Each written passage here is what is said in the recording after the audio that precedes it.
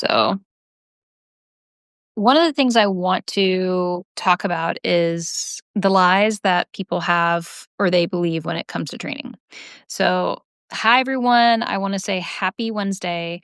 Um, come on in, grab your drink. It's after work time. But today we're going to be talking about one of my favorite topics, and it is productivity and the lies that leaders believe, and actually the lies that they've been sold and what actually works when it comes to productivity. So, if you lead a team, manage people, or you are the person everyone depends on all the time and perpetually, this is for you. And if you're the person that people depend on, this will really hit home. And I'm saying this with love. Okay. As somebody that constantly works with organizations, high performing teams, and people with fast, busy, or overwhelmed brains ready to change how they're working. Let's start with the one we've all heard that people, if they could just manage their time better, if you could just manage your time better, you would get all this done. No, absolutely not.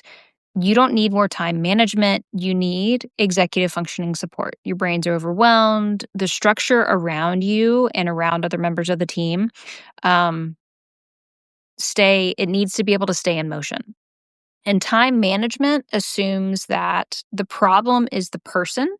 And in executive functioning scenarios, in executive functioning science, I should say, the problem is the system that you're inside of. And so understanding what the main issues are key here. So if you understand that you're not getting clear expectations, your priorities shift every 5 minutes, which that goes under the umbrella when people say being able to manage multiple priorities is not a good thing when that's constantly there. When everything is always urgent, that is something that's really challenging for executive functioning. For anybody, you don't have to have ADHD or autism to have these challenges. Even high performers fall apart in that type of environment. I have some notes. I'm looking at them as we talk. So I made a preparation for this live. I wanted to make sure that I hit on the three lies. So the first lie we always hear that we're talking about right now, if people could just manage their time better. So time management isn't necessarily how long something takes. Executive functioning is, how do I start? What is the process of starting? So the sequence, and finish this with the working memory I have today. Like, what does done look like for today? Not the end of the week, not the end of the project, but what does done look like for today? So your team needs the second one. They need that executive functioning support. So how to start, what is the process or the sequence, and do they have the mental capacity right now as it stands to finish what we need them to finish today or this week? So your team needs that type of support. The second lie that people and managers and leaders fall for is, drumroll please, this one makes me laugh because I see it all the time. Uh, let's introduce let's introduce this new tool that will fix the problem. I see this all the time. I've been guilty of this too as a leader. So no, my second no, that is a lie. Tools do not fix dysfunction.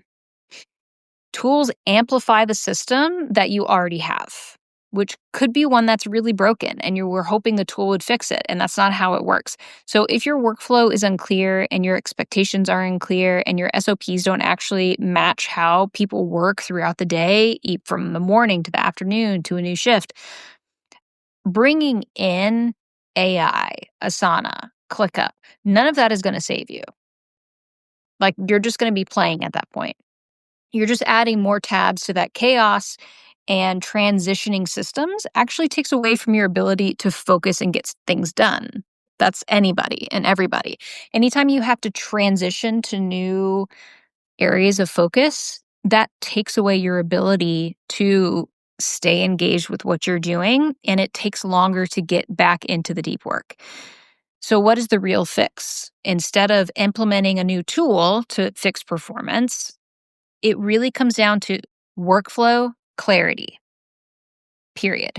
So teams should support the workflow, and tools should support the workflow, not be the workflow. This is why in my business, what we talk about with clients is we think about the people, the who, specifically who's involved, what do their personal workflows look like, the how, which are the systems, the workflows, and then we think about the what, which is the tools.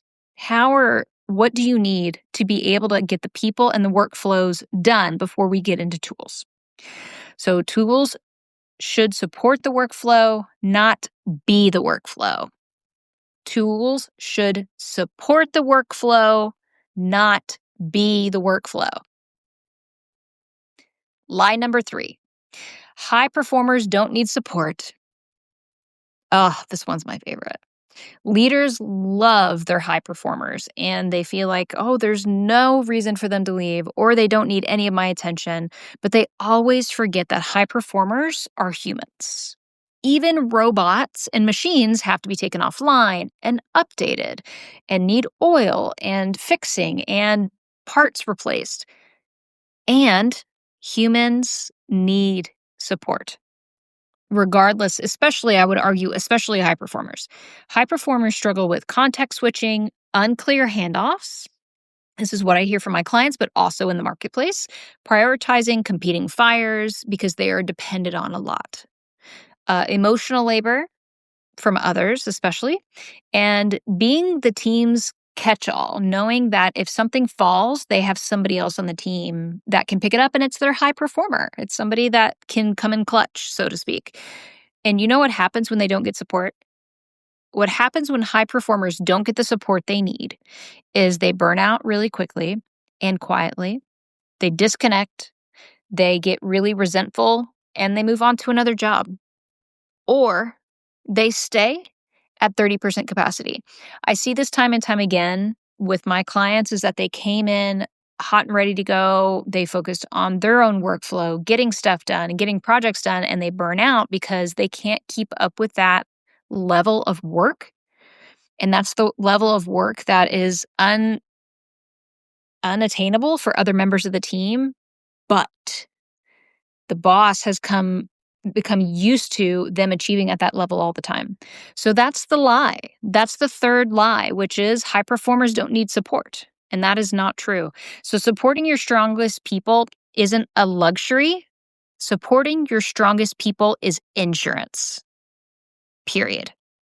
So what actually works? So after you go through those 3 lies, what actually ends up working is in what drives sustainable productivity in teams. Number 1, clarity of workflow and expectations. You could start super simple with having the 3 Ps of an agenda so people understand what to expect when they go into a meeting. So those are things that actually work. Okay. Number 2 is systems that match how people actually think and prioritize. This can be a little different person to person.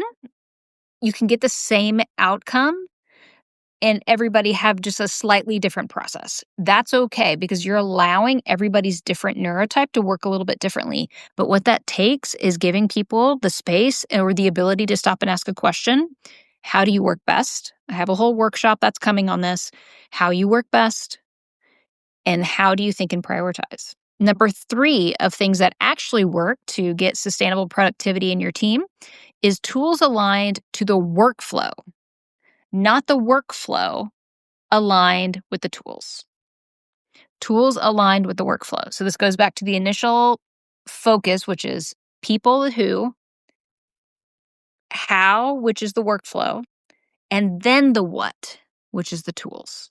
So when you adopt a new tool because it is the newest one or it's an upgrade and you've spent hundreds of thousands or millions of dollars on it, if it's not thought through about how it could support them in their existing friction points, adopting something new like that is very jarring.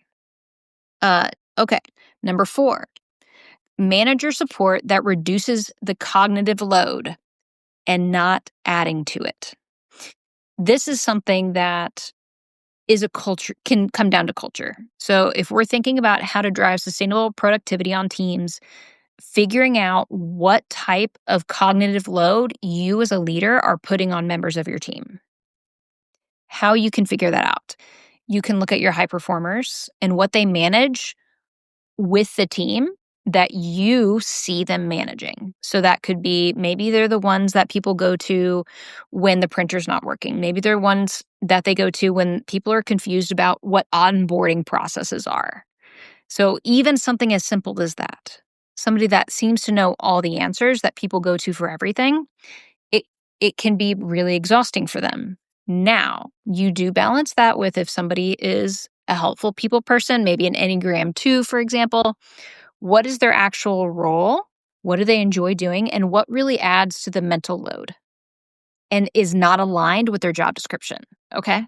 We need to take that into consideration. Lastly, number 5 for driving sustainable productivity in teams is small habit based changes layer over time. It takes on average 66 days to form a habit. That's an average.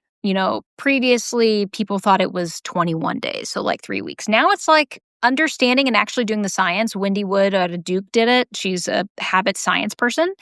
And they figured out that on average, it's about 66 days to form a new habit. That's almost a quarter. So when you are implementing something new and you're like, you've got 2 weeks to implement this, it's like, cool. You're going against their brain. It doesn't mean it can't be done. What it does mean is that if you are only giving the option of urgency now, you are only creating friction for your team, and it's going to make them really challenged to actually get stuff done because they're only reacting to urgency all the time. So those are the 3 lies. And then you've got 5 things that actually do work when it comes to sustainable productivity in teams. If you're listening and thinking that this is definitely one of those lies that happens inside of our organization, I am doing executive functioning and system audits. Executive functioning audits have to do with people, what's working, what's not working within their executive functioning. That happens in your prefrontal cortex. If you're interested in more information about what executive functioning is, I encourage you to look it up. You can also look right here on my Substack. I talk about executive functionings last month and got into it at a very basic level for you to jump in and kind of understand that. But basically what it is, it's our project manager and CEO. It happens in the prefrontal cortex of your brain. Fun fact, this is also the first part of your brain that pretty much almost completely shuts down when you're overwhelmed, stressed, exhausted, hungry, tired, all of those things. So this is where you organize. This is where you plan. This is where you prioritize. This is where you manage your impulses. So if you are looking for ways that you can improve your team and do a deep dive diagnostic, I work with leaders to help them identify what those bottlenecks are with your team when it comes to their habits, when it comes to their tools and communication, all of it. We do this on a high level. We do it over Zoom or a phone call, whichever one works best for you. And here's the best part. You walk away with a prioritized action plan for support. And you know exactly what you can implement first within like 48 business hours, right? So like 48 hours, you could implement certain things like tomorrow. That's my goal, to give you simple, very clear activities that you can go in and do. So if you want any details, feel free to DM me right on here on Substack. You can message me the word audit. Happy to help and get you going in that direction. If you have any questions about this, feel free to drop them in the comments. There hasn't been much of a chat on this live, so I'm happy to answer any questions. I'd be interested to know, what productivity lie have you seen the most? Because I see a lot of these lies all the time, and you'd be surprised at how prevalent most of these things are. One of them that I did not include because I was focusing on like the top 3, but the most recent one, of course, is, why don't we just get AI to do it? And it's like, sure, that's asking a question, but you're asking a tool to do work that previously was organized by humans. Which means there still needs to be a human part involved with the implementation. So if you're trying to weed out how long it takes to do copy, working through the existing copy process within the marketing team and the writers, but also the people who do the creative briefs, would be the first step. And then understanding where in the process it lags, and then how the copywriter currently can help with the AI implementation, and figure out what you can use AI to speed up that process. So it's working with humans and tools together. So you're not just saying, implement AI because that's not helpful. That's like saying just eat food when you're allergic to half the things in the grocery store. Thanks, that's not helpful. So, if you have questions, you know where to find me.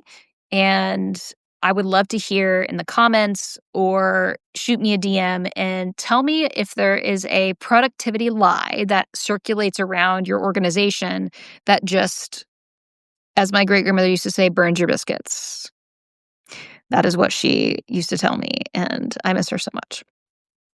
Have a great night.